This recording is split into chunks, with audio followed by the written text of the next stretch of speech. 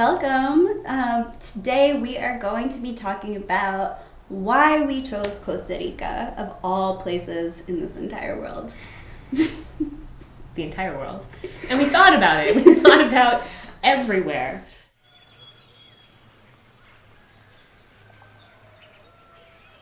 We wanted to make sure that we bought land somewhere where, considering climate change and the change of things, where it was the best environment for that, because we don't just want to be on the land for the next 5 to 10 years. We want to be there for generations. Yeah, exactly. So we want to make sure that it's a good area, considering all different aspects of climate change. So many aspects that we don't yet know of, right? Mm-hmm. We can take into account what we know, but there's so much that we don't know. And it was hard to make a decision based off of all these factors that are unknown. But nonetheless, we feel really good with our decision.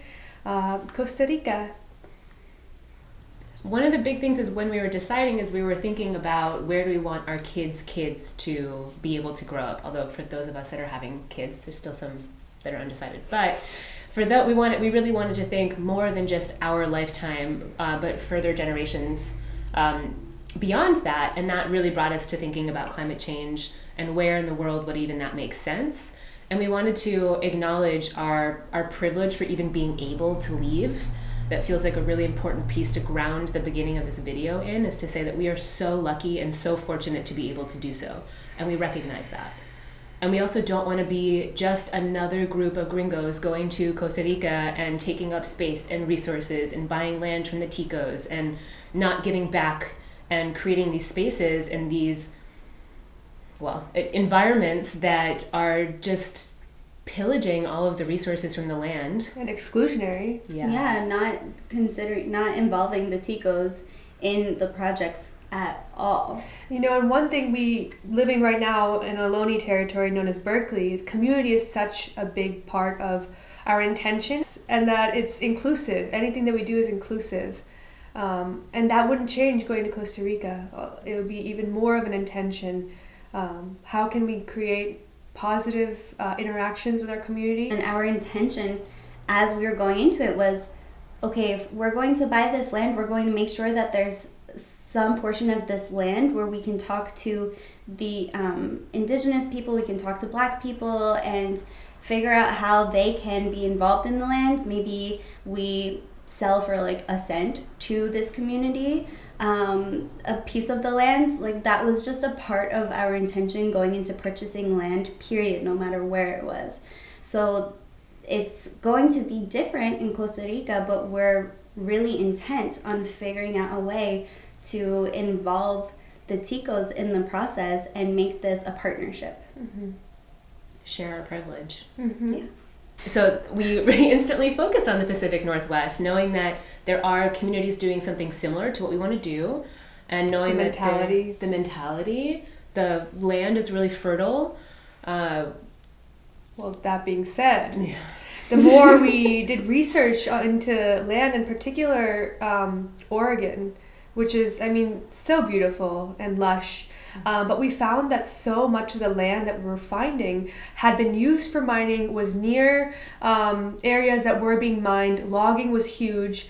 So it just seemed like, and this is something that we came across in California as well in a different context, and in Washington. That's rehabilitating land is something that we're all interested in, but we knew for what our intention was and what we were going to use the land, we didn't want the property, to be interacting with these types of activities, and we found it really hard and prohibitive with the parcels that we were finding. The land was not usable just yet. Mm-hmm. And we wouldn't be able to know or be able to have any sense of regulation as to what our neighbors would be doing. We knew we could take care and steward the land as the land was asking to be stewarded. But as we've seen with fire season here in California, we can't have there's limitations on how you can actually properly steward the land in terms of controlled burns are still illegal in California, which is awful for many reasons. But it also felt like we couldn't control how our neighbors would be stewarding their piece of land, which would directly affect us, especially if they're using pesticides and they're upstream from us and near our water source, for example, or logging and mining. Oh, poor animals. So And we're talking about the Pacific Northwest right now, but you think nationwide, this is a big issue. It's like, oh, what I'm doing on my land doesn't affect anyone else. That's not the case. And it's pretty clear from the research that we did, because we looked all over. We need to be really particular about where we would purchase for that reason. Yeah. So that's one of the reasons why we decided on Costa Rica, because so many of the laws that they have are set to really protect the land, to really protect what's being grown there, to protect the environment.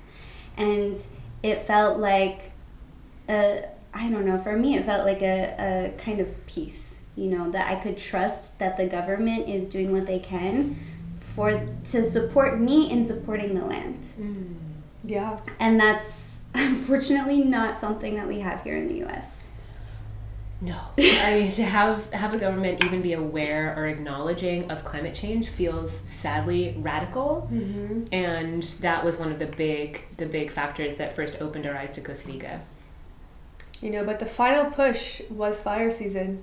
We had all these plans to visit these farms up north. Gannon has many contacts, not only in cannabis, but in with farmers up north. And we had these plans to do a road trip and visit these farms and help out where we could, camp along the way. And fire season this year just completely wiped that. And it was a very difficult time. I know I don't speak just for us, for the state in general.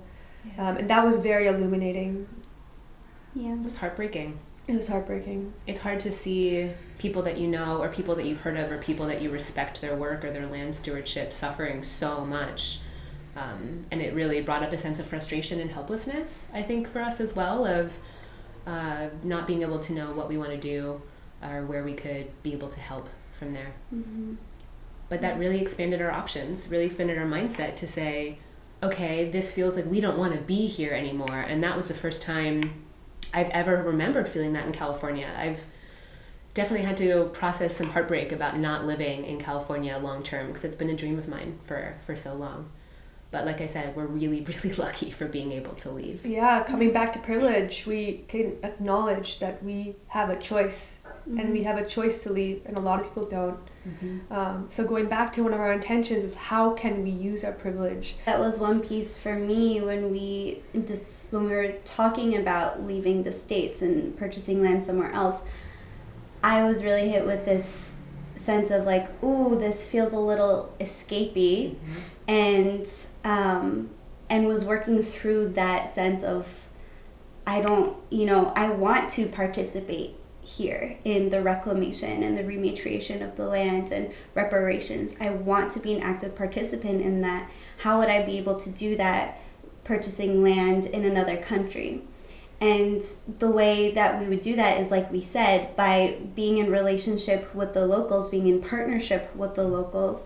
But also something that we intend to do is to be able to have ties to communities and organizations and farms here in the States that are actively participating in that, and in that rematriation, in the reparations of this land here, because for me, I have to stay active in that relationship, in that way with the states here. I mean, it's particularly bad in this country. There's just so much that needs to change. It's like we're scratching the surface by at least having the dialogue in some communities about this, but there's so much that needs to happen, and we want to participate in that.